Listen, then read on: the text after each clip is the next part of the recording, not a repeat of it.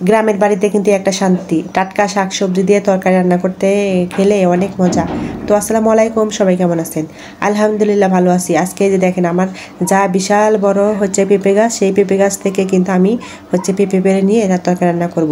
তো এই যে হাতে একটা লাঠি নিয়েছি, পেঁপে কিন্তু পারতে পারতেছিলাম না, নিচ থেকে পারতে চেষ্টা করতেছি, দেখি পারতে পারি কিনা।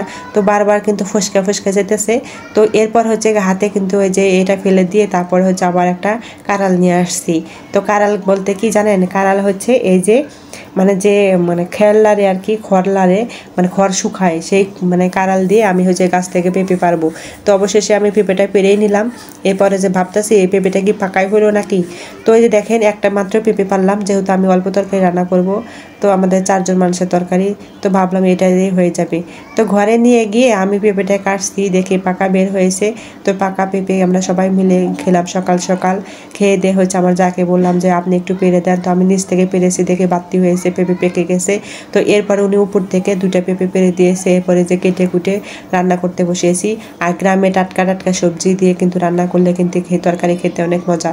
আর হাতের ধানে চাল হলে তো কোনো কথাই নেই, তো অনেক স্বাদ হয় তরকারি রান্না করে। যেমন যেমন মন চায় তেমন করে রান্না করবেন, তারপরেও কিন্তু মজা লাগে। বিশেষ করে শীতের দিনে তার বেশি মজা লাগে।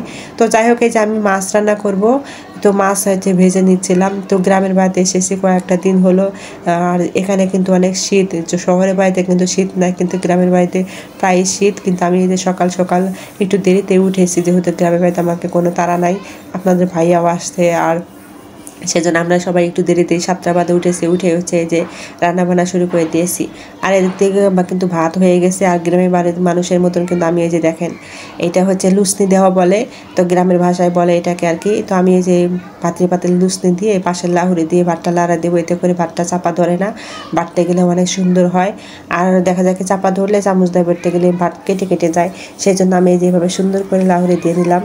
তো এরপর সুন্দরভাবে ধুয়ে টুয়ে তরকারিটা বসাই দেবো। আর আজকে হচ্ছে মাছ দিয়ে তরকারি রান্না করবো, পেঁপে বেগুন আর আলু দিয়ে রান্না করব। আমরা যেহেতু 4 জন মানুষ, তাই হচ্ছে ভাবলাম যে একটু শীতের দিনে কিন্তু দেখা যায় কি এই সবজি খেতে কিন্তু অনেক ভালো লাগে, তাই একটু বেশি করে তরকারিটা রান্না করেছি, এই যে দেখেন। তো এরপরে যে তরকারি ঝোল দিয়ে দিলাম, দিয়ে হচ্ছে আর আমাদের যেহেতু হচ্ছে মানে চাপকল, তো আমি যেহেতু বাড়িতে থাকি না, তাই কিন্তু হচ্ছে এখানে কিন্তু মানে মোটর বসানো হয় নাই। আমার যখন বাড়িতে থাকবো তখন আমি মোটর বসাবো। তো যাই হোক, এই যে চাপকলে পানি নিয়ে বালতি ভরে পানি নিয়ে এসে রান্নাবান্না করছি এখানে। তো আমার যেহেতু বাইরে চুলা নাই, আমার সিলিন্ডারে মানে চুলা এখানেই বসিয়ে দিয়েছি। তো এখানেই মানে ঘরেই রান্না, এক সাইডে ঘরেই রান্নাবান্না করি।